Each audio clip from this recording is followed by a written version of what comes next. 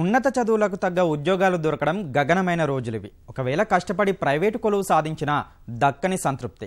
ఇలాంటి వారెందరో వ్యవసాయం వైపు మల్లుతున్నారు.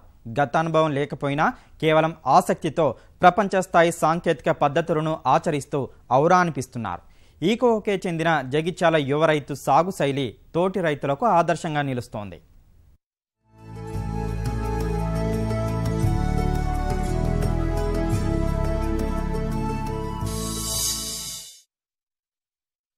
పొలంలోని పచ్చని పైరును ఆత్మీయంగా స్పృశిస్తున్న ఇతని పేరు జగడం అనంతస్వామి.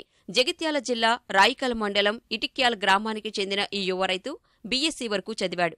సరైన ఉపాధి అవకాశాలు లేకపోవడంతో ఉద్యోగం కోసం దుబాయ్ వెళ్లాలనుకున్నాడు. కానీ తనది రైతు కుటుంబం కావటం వల్ల ఈ రంగంలోనే ఏదైనా సాధించాలని నిశ్చయించుకున్నాడు. పుష్కలంగా నీటి వసతి ఉండడంతో వరి సాగు చేయాలని తలిచాడు.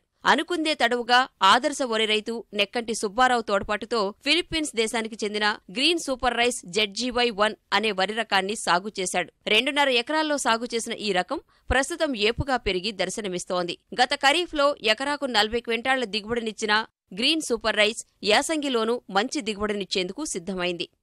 తర్వాత దుబాయ్ లేదా వలస వేయాలనుకున్న వేరే దేశాలకి. కాకపోతే అది ఎందుకో అని అటు వెళ్తే ఉన్న ఊరిని కన్న తల్లిని మర్చిపోతున్నాం. అదే విధంగా అక్కడికి వెళ్ళిన తర్వాత మన ఇంట్లో వాళ్ళ పరిస్థితులు గాని ఆరోగ్య పరిస్థితులు గాని మనం తెలుసుకుని చాలా చింతిస్తున్నాం. ఆ ఆలోచనతో దేశం వెళ్లకుండా ఇక్కడనే ఏదో ఒక స్వయం ఉపాధి పొందాలన్న ఆలోచనతో పొలంలో కొత్త వెరైటీ సాగు చేయాలని నిర్ణయించుకున్నాం. 15048 ని దాని గురించి తెలుసుకొని హైదరాబాద్ వెళ్ళి మేము తీసుకొచ్చి సాగు చేశాం.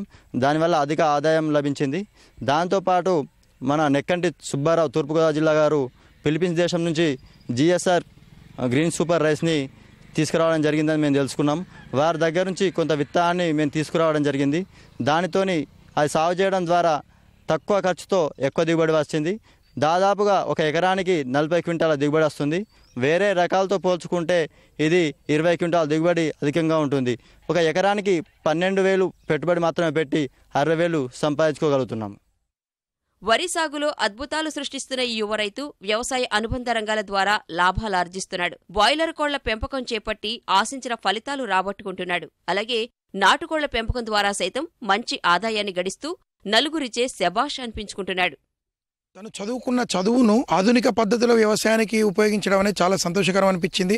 ఏదో అందరిలాగా తనకున్నటువంటి 2.5 ఎకరాల పొలంలో కొత్త వంగడాలను తీసుకొచ్చి చేయడం అనేది విన్న తర్వాత ఈరోజు ఇక్కడికి వచ్చి చూడడం జరిగింది. సో ఇక్కడ ఇప్పుడు తను ఫిలిప్పీన్స్ దేశంలో నుంచి తీసుకొచ్చినటువంటి వరి వంగడాన్ని పండించి మిగతా రైతుల కంటే ఒక 25 to 30% ఎక్కువ దిగుబడి, ఇప్పుడు మన ప్రభుత్వం కూడా అదే ఆల్మోస్ట్ డబల్ దిగుబడి చేయాలన్న ఉద్దేశంతో నడుస్తున్నటువంటి ప్రభుత్వ ఆశయాలకు అనుగుణంగా తాను ఈ రోజు దాదాపుగా మిగతా వాళ్లకు 28 to 30 క్వింటాల్స్ వచ్చేది ఈ రోజు తను 40 క్వింటాల వరకు పండించడం. అలాగే పోయిన ఖరీఫ్ లో తను షుగర్ ఫ్రీ వేసి ఇక్కడ చాలా మంది రైతులకు ఆదర్శంగా నిలిచిండు. ఈ గ్రీన్ సూపర్ రైస్ ను ఈ రోజు ఇక్కడ ఇంట్రడ్యూస్ చేసి దాదాపు ఒక 10-15 మంది రైతులు ఆల్రెడీ ఈయనను ఆదర్శంగా తీసుకొని ఇక్కడ ఇటిక్యాల గ్రామంలో వ్యవసాయం చేయడం జరుగుతుంది.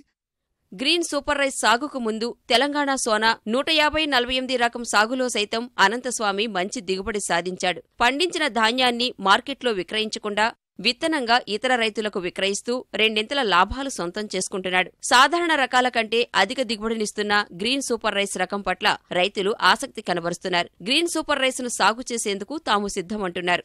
ఆయన చేసే పనులు అన్ని మంచిగా ఉన్నాయి. మాకు అందరికీ ఆదర్శంగా అందిస్తున్నాడు.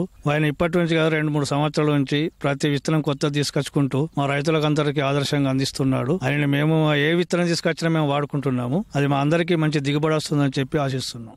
ఆయన పెట్టిన పంటనే పెట్టి సాగు చేస్తున్నాం. మాకు కూడా వెళ్ళినాయి సార్. 40 క్వింటాల దిగుబడి వచ్చింది ఎకరానికి. మార్కెట్లో విడుదలైన కొత్త వంగడాలను సాగు చేస్తున్న అనంతస్వామి మిగతా రైతులకు ఆదర్శంగా నిలుస్తున్నాడు. కష్టించి పనిచేస్తే సాగు రంగంలో సైతం అద్భుతాలు సృష్టించవచ్చని నిరూపిస్తున్నాడు.